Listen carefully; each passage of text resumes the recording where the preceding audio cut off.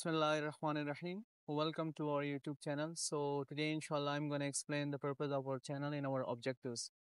So मैं चाहता हूँ कि आप लोग इमेजिन करो कि जैसे ही आप लोग आज ये वीडियो देखो तो आप लोग सो जाओ और जैसे ही उठते हो तो अपने आप को एक ऐसी जगह पाते हो जहाँ आप लोग पहले कभी नहीं गए, एक डेजर्ट, एक सहरा, ठीक है. Now what would be your response if I put you in such situations? Obviously आप लोगों के जहनों में कुछ सवालात होंगे पहले कि आप लोग वहाँ कैसे गए, और अगर गए तो आप लोगों का रोल क्या है वहाँ पर और आप लोगों के साथ क्या होने वाला है.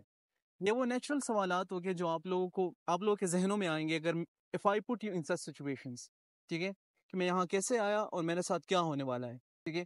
नाउ लेट्स से कि आप लोग उसको आंसर करने के लिए उसका आंसर ढूंढने के लिए इन्वेस्टिगेट करें, ठीक है, और आपको एक ग्रुप ऑफ पीपल मिले जो आपको बताए कि you just pop into existence, आप वजूद में नहीं थे और सडनली वजूद में आ गए.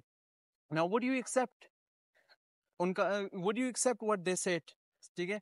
ऑब्वियसली आप उनसे एविडेंस मांगेंगे और ये चीज़ रैशनली कंसीवेबल नहीं है तो आप लोग कहोगे तो ये तो पॉसिबल नहीं है.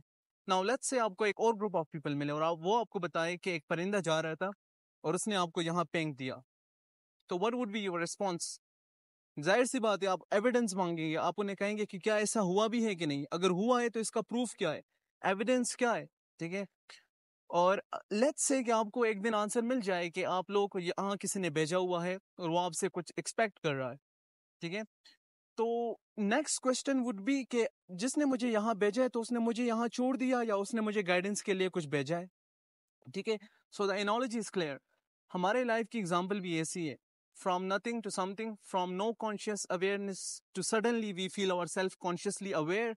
और वही सेम सिचुएशन है कि हम यहाँ कैसे आए और हमारा यहाँ रोल क्या है और हमारे साथ आगे क्या होने वाला है. और हमारे साथ आगे क्या होने वाला है ये एक ऐसी रियलिटी है जिस पे सब लोग एग्री करते हैं, चाहे वो रिलीजियस हो चाहे वो नॉन रिलीजियस हो.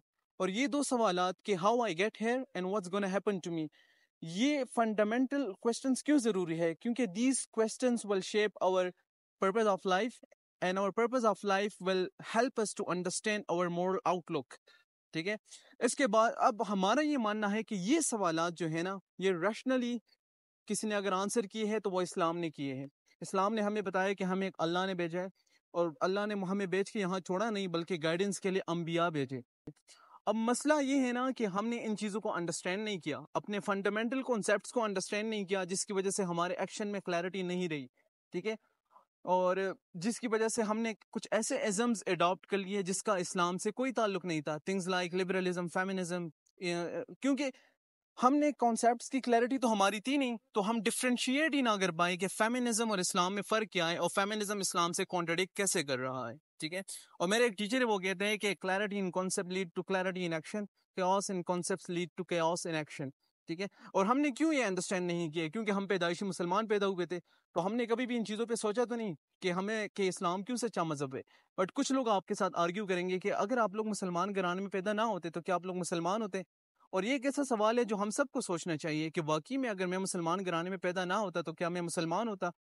और इसके अलावा हमें कैसे माशरे में रह रहे हैं ना जहाँ इस्लाम को कॉन्स्टेंटली डीमोनाइज किया जा रहा है, हर तरफ इस्लाम पे क्रिटिसिज्म हो रही है. जब इतनी सारी क्रिटिसिज्म होती है और नेगेटिविटी होती है तो ये हमें एक सवाल करने पे मजबूर कर देती है कि क्या वाकई में इस्लाम एक सच्चा मज़हब है. If so then what are the proof for the truthfulness of Islam, इस्लाम क्यों सच्चा मज़हब है, ठीक है, उसके दलाइल क्या है, उसके रीजंस क्या है. This is exactly the purpose of our channel, to articulate argumentations for the fundamental belief of Islam and to defend Islamic thought. तो ये हमारा प्राइमरी पर्पस है.